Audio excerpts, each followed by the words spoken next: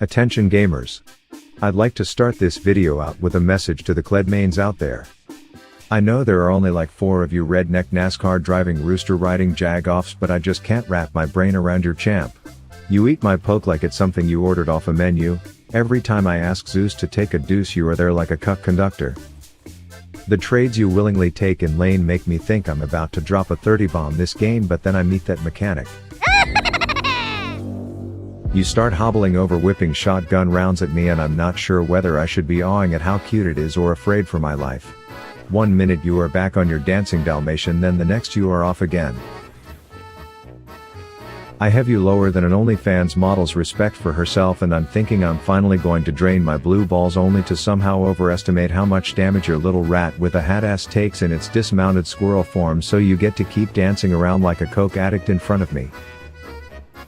You seem so dumb and disorganized, but your movements are so swift and violent I have no clue how to deal with you, and every time I do make my move you just call Ronnie the Rooster back in to give you 50% more health before scurrying off like you're in a Tom and Jerry's episode. Finally I get your planestrider riding ass to sit still long enough to get rained on, but I'm finding it's just impossible to actually kill a damn Kled main. You act like you want to fight but you don't, and then it's like you hit a bit more of that booger sugar and now you do again. I'm clearly playing the game on your terms as you want to fight on your rooster, and then you are like, nah, it's hyper squirrel time, so I'm like, okay, I'll beat up the midget chipmunk, but then you are like, kidding, I want my mount back, and I'm getting pissed, so I'm like, no, you can't have the mount anymore, all while I'm slowly whittling away, while this is just apparently where you are most comfortable like a complete psychopath. But the thing is, eventually I will catch you slipping up on the 15th straight fight you pick inside of my minion wave.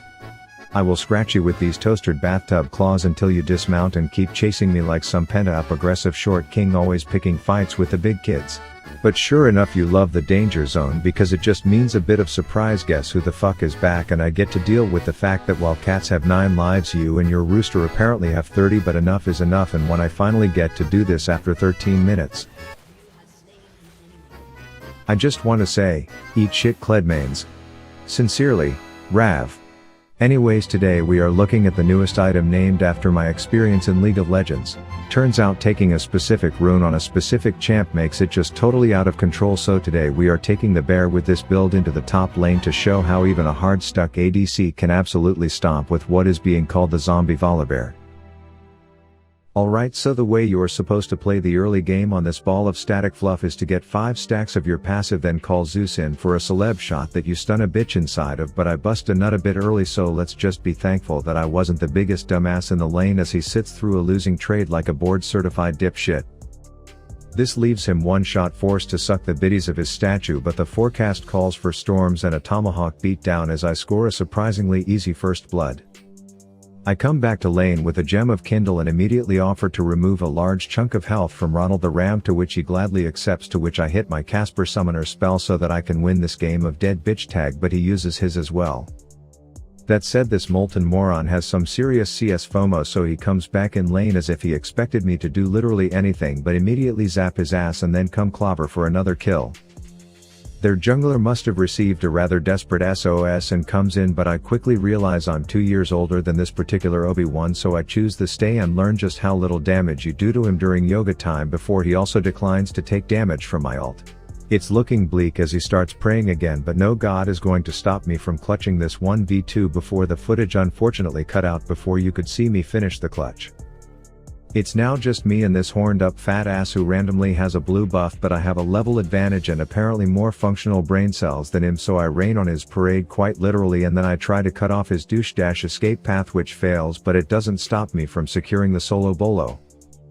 I decide to cosplay a VPN and proxy this shit just like I see some feeding sign player do on TV, which ends up attracting all sorts of shitters with red health bars, to which I'm thinking I'm capital F fucky, but it turns out a little lightning, and like a trophy wife's rich billionaire sugar daddy husband I just won't ever die, and while I lack the skill on this champ to successfully commit murder, I'm already proving to be highly unkillable. That said, I don't think this Orin could pour water out of a shoe if the instructions were written on the heel, as he clearly has unrealistic expectations of what using those abilities here will do and ends up leaving the party once again. And like a martini glass in the filming of Two Girls One Cup, this Orin is positioned to get shit on by both other involved parties when I receive a gank, and despite our synergy being a bit lacking, he holds up on his part in the process. At this point I have unending despair, which is supposed to heal me occasionally, but with Ingenious Hunter it's busting its passive nut more than a sex addict at a porn convention, which means every time I see this B-tier blacksmithing bull smoking copium out of his own asshole thinking he can show himself in lane, I chase him all the way past secondary statue to show him that I have my first item, and the despair he is feeling will indeed be quite unending. I head mid because the Zed I was given is defective as he's unable to push R on a butt-naked brand, so I say why don't I come in and turn off their tower and then you kill him, only to decide to do it all myself instead. But I do agree to give him an opportunity to prove himself, as I say I'll chill back here and rock more dodge than a Durango, and outside of giving you some lightning for dramatic effect I'll let you win the 1v1, and since this is League of Legends in 2024 the other team gives up at 18 minutes in the first demonstration of why this is currently what every Korean pro is abusing. Game 2 I decided to show a game that wasn't laning against someone with the mental capacity of a Pop-Tart, as even though I set up a dank early dive, the beginning of the game was not exactly smooth sailing.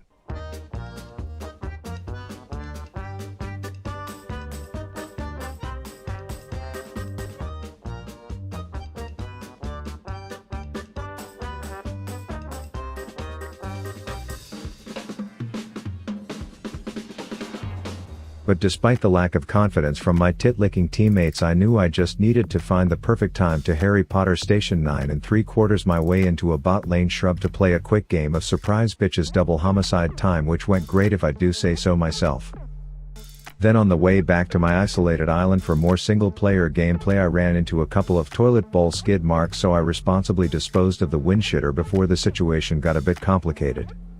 I ghosted like I was haunted, and you may think I was dick, but I was rocking so much juke you could box me up, pop quarters in my asshole and request I play your favorite song as I methodically let my toxic E die before opting to rejoin the fight and commit until my last breath, setting the boys up for nothing but success.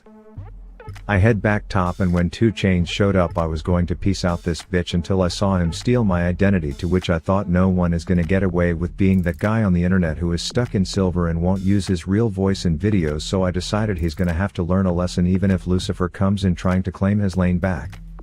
That said, the despair was both unending, which meant my wiener was unbending, aka hard as fuck from pulling of that 1v2, and the only thing that would make this better after my own jungler saying I was inting all early game would be for me to bait this big daddy demon into hanging out under my laser equipped memorial that I've dedicated to motherfucking murder and pull off the double. This set my team up to walk in and claim every objective like it was just left for them in a trust fund, as I was now this ye's best freaking friend, saying I will take all the hits and use up all the enemy cooldowns so that you could come in and just right click totally spent beginner bots, and in a game that started poorly we got another pre-20 minute surrender, so ye if you are watching, suck a rectum.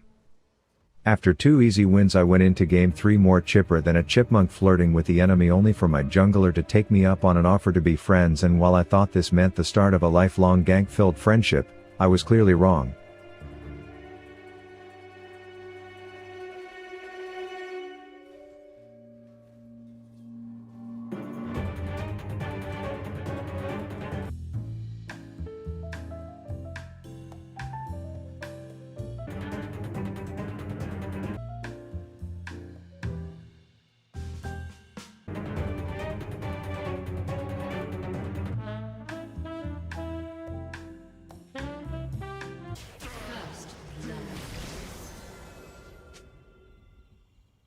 But despite this wooing piece of trackpad Nunu shit playing her single-player PvE jungle clearing simulator, any alone time I had with their privileged purple Barney bitch was going to end in exactly only one way.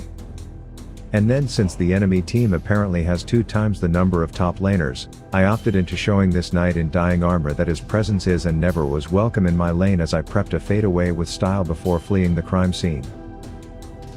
I then agreed to work with my fake buzzing bitch ass BFF if it meant theft was involved, but I made sure I was crystal clear in that I would get the red buff and she would be required to escort me safely back home, just in case some Puff the Magic fuckface dragon has any bad intentions for me. Upon arrival we can promptly murder him under his own short-circuited tower.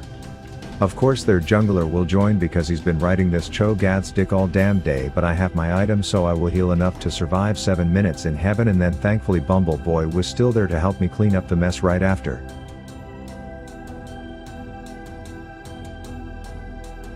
We summoned a Godzilla beetle mid, and I let David Blaine know that yellow was not my card in this scenario, so he should probably go practice more in Fountain.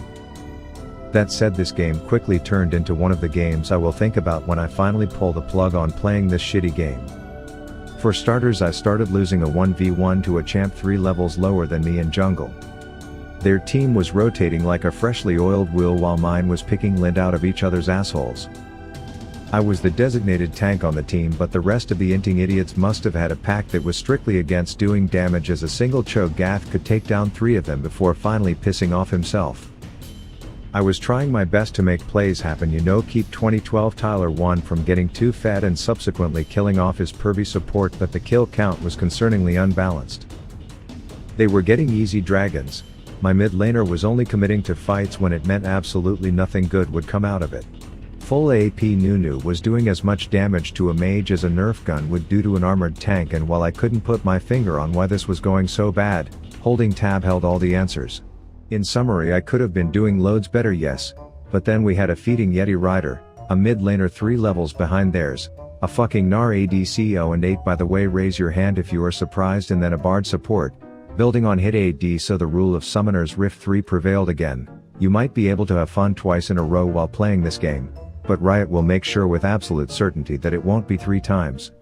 And I still somehow love it. Rav out.